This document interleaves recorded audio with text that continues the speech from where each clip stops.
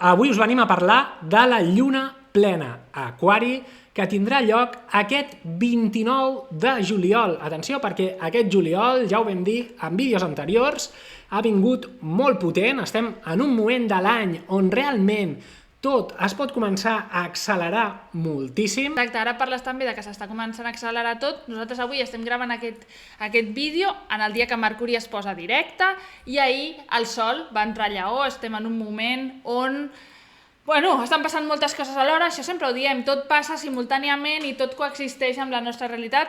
Avui també us volem avisar que el dia 29 de juliol, que és justament el dia d'aquesta lluna plena, nosaltres fem un webinar gratuït que us deixarem per aquí l'enllaç de connexió on parlarem sobre el propòsit vital i de com identificar 5 punts clau de la carta natal per sincronitzar-nos amb les nostres pròpies energies i deixar de viure en pilot automàtic i trobar direcció dins la nostra vida. Així que teniu l'enllaç aquí sota. El dia 29 de juliol és un dia amb una energia espectacular i la volem aprofitar amb vosaltres, així que us esperem a les 7 de la tarda, a tots i totes. De fet, ja hi ha més de 250 persones inscrites. També tenim un canal de WhatsApp on anem compartint reflexions, on estem també coneixent-vos una mica a partir d'algunes preguntes, així que us esperem a totes i tots dins. Llavors, anem a veure què ens posa aquesta lluna plena al davant. Les llunes plenes, recordem sempre, són un moment de clímax. És un moment de culminació on hi ha una revelació, se'ns fa evident una emoció molt clara. En aquest cas estan involucrades les energies del Sol a Lleó i la lluna a Aquari, però molta més. Clar, és que hem de pensar que és una oposició, no? Una lluna plena, i les energies que hi ha involucrades no només són el Sol i la lluna, perquè aquest Sol es troba en conjunció gairebé exacta amb Júpiter, per una banda, i a l'altra banda de l'equació tenim la lluna en conjunció amb més ni menys que amb Plutó a Aquari. Com podeu veure, és una configuració potent. Per això, el dia 29 hi haurà una energia molt especial i la volem aprofitar per compartir-la amb vosaltres, d'acord? Però quines dinàmiques es crearan entre aquests dos pols, entre aquests dos extrems, entre Lleó i Aquari, com dos cares, en realitat, de la mateixa moneda, potser, que té a veure amb l'expressió, amb la creativitat, però venen a remarcar coses molt diferents. Per una banda, diguéssim que el Sol amb Júpiter pot estar ampliant molt el que és inflant directament el nostre ego, com una espècie d'expansió de la nostra identitat, d'allò que sentim que som en el nostre ser. I per altra banda, la Lluna intensificarà molt les emocions amb aquest Plutó, que encara ho pot tornar tot molt més extrem. Júpiter i Plutó són extremistes. Júpiter ho infla tot i Plutó no es queda amb mitges tintes. Per tant, realment el dia de la lluna plena pot ser un moment de revelació molt clar, com deies, de claredat, però perquè tindrem les emocions a flor de pell, potser, no? Sí, de fet, sempre els moments de lluna plena són moments de molta intensitat emocional i ara parlaves de l'ego, que l'ego es relaciona principalment amb Lleó, amb el Sol, amb la identitat, però hem d'entendre que l'ego té connotacions molt positives, i que d'això va també aquesta temporada de Lleó, perquè sovint ens relacionem amb el concepte ego com alguna cosa que hem d'apagar, que hem de silenciar, que ens pot avergonyir, perquè és de posar-nos al centre i de sentir-nos emmirallats i enlluernats. Això és un tema que ara està sobre la taula, evidentment, perquè Sol i Júpiter, al final és una expansió de la identitat on el que en realitat hem d'aprendre a gestionar és com el que això ens fa sentir, el brillar, estar al centre. Llavors estem en un moment on estem treballant la confiança, on estem treballant amb l'ambició, amb l'optimisme, amb el desig de créixer, o sigui que això és el que tenim per una banda amb aquest Sol Júpiter. I què il·luminarà? Doncs on posarà aquesta intensitat emocional? Doncs amb emocions reprimides que tenen a veure amb la por al rebuig, amb l'exclusió, amb el sentir-nos els rarets o les raretes del centre, i que això és el que pugui haver fet que nosaltres apaguem la nostra llum. Plutó al costat d'una lluna a Aquari. Al final una lluna a Aquari és una energia que arquetípicament o que per carta té una tendència a racionalitzar les emocions, a posar potser distància i a no submergir-se tant. Clar, ara, amb Plutó, això es trenca.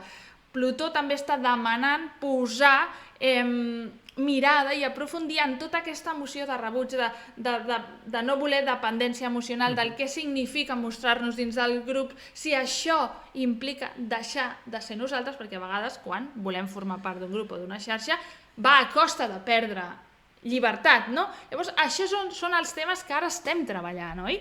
Exacte, sí. Perquè pensem això, no? Que l'energia d'Aquari té molt a veure també amb el que deies de la llibertat i l'autenticitat, no?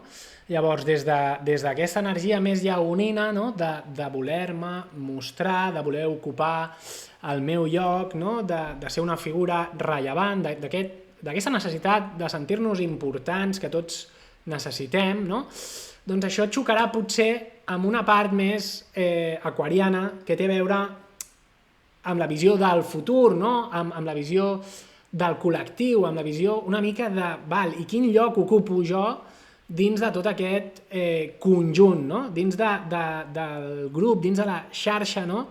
I potser és aquí on també, de forma més, ja no tant a nivell personal, a nivell més mundial, potser també poden sortir clarament doncs com la part lleonina potser representaria més aquestes figures públiques, no? Aquesta gent que potser són més líders, diguéssim, no? I per altra banda ja Aquari representaria més el poble, representaria més la comunitat, que potser aquest Plutó el que ens recorda també és que hem de recuperar el nostre poder com a conjunt, no? També com a societat, com a humanitat, tenim alguna cosa a dir, no? Exacte, sí. Llavors, tots aquests temes són realment on ens trobem i, de fet, cap a on caminem, quan hi hagi el canvi d'eixos nodals, estarem durant 1 any i mig treballant aquest equilibri, no? I el node nord estarà a Aquari, i és on ens demanarà evolucionar o sigui, tots els aprenentatges kàrmics col·lectius d'evolució aniran molt a aquestes qualitats aquarianes de vincular-nos des de la llibertat, però sense perdre la nostra autenticitat, aquesta necessitat de pertinença, però sempre tenint en compte que de forma individual podem aportar moltíssim, no com a un grup d'ovelles que van en ramat i que no aporten res, sinó cadascú ser ovelles negres, o sigui, no sé com dir-ho, no? Però com aprendre a encendre la nostra llum interna dins del col·lectiu per tal de poder anar despertant consciències i convertir-nos en una massa de gent increïble, no? Autèntica. La qüestió és que aquesta ovella negra, no? Sí. Que pot ser negra, pot ser verda, potser som de 1000 colors, cadascun de nosaltres és una ovella zebra, vés a saber quina ovella ets. Però aquesta ovelleta, que som cadascú de nosaltres, no arribarem enlloc, tampoc, si no creiem en el nostre potencial. I això és la part que hem de connectar amb aquest Sol Júpiter a Lleó, que és creure'ns-ho de debò, connectar amb el potencial real que tenim com a individus, com a persones individuals, amb tot el dret d'expressar-nos, d'atrevir-nos a ocupar espai, de brillar, de buscar protagonisme, sense que això hagi de ser negatiu, sinó buscant a tota l'estona com això pot transformar la societat, com això pot transformar tots els meus vincles, no? Tot pot transformar al final tota aquesta, el que representa Aquari al final, que és aquesta xarxa de nodes, no? Que internet ho representa molt bé, de com realment puc crear un impacte, no? Generar aquests grups, o sigui, aportar al col·lectiu al final, no? Seria oferir alguna cosa. És que jo crec que amb